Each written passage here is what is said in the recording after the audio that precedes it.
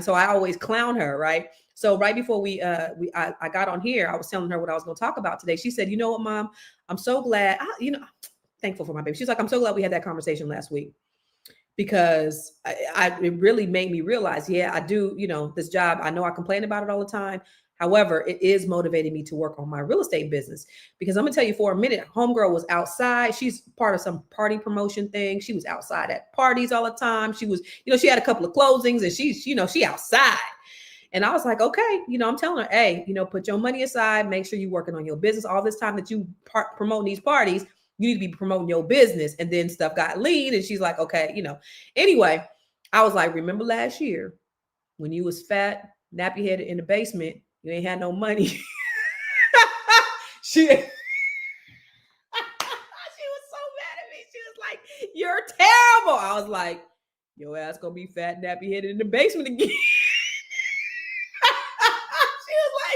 Mom, I'm so glad I don't have low self-esteem because if I had low self-esteem with you as a mom, I was like, don't quit that job. Your ass gonna be fat, nappy headed in the basement again. Talk about your life miserable. You better keep that goddamn job. She was like, nah, for real. I'm so glad that you told me that last week because it is true. Girl, she was fat, nappy headed in the basement, y'all. She was. So it was true because, I need her to be uncomfortable. I need her to not be comfortable in a job. The moment you get comfortable in a job, then you lose sight of your dreams.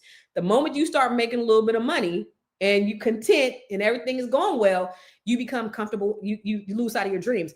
I know so many people who got laid off this year and family members of mine that are sitting up there shocked and in awe because they lost their jobs. And I'm like, why did you not think that was a possibility? That's the thing that's crazy to me. Why did you not think that it was a possibility that you could lose your job? At any given moment, you could lose your job. Do you know the guy who was the CEO of the insurance company, Luigi killed? Do you know his job was on Indeed and on LinkedIn in 24 hours after that man lost his life? Nobody is exempt. At any given moment, these people could say that your services are no longer needed and you can lose your job. And so you cannot be dependent upon a job. You cannot be dependent on one revenue stream, right? So even you might be listen, Black women, we the most educated demographic in this country. And yet we've lost more jobs than anybody because we are depending on jobs to support us. And there's nothing wrong with that. I'm not saying there's anything wrong with that. So here's what I believe, okay? I believe everybody should have a side hustle. Everybody should be selling something. Boyce talks about this a lot.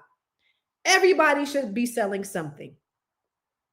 What should I be selling? You have intellectual property. There is something that you know that you do very well that people will pay you handsomely for.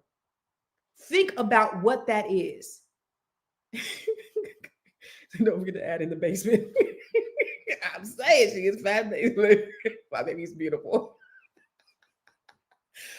But there is something that you have that people will pay you handsomely for. And you should think about ways that you can monetize that. What can I do? How can I monetize this intellectual property that comes to me? It could be something that you have, or it could just be a side hustle. But what I'm telling you is, don't put all your eggs in one basket. Don't be so dependent on one thing.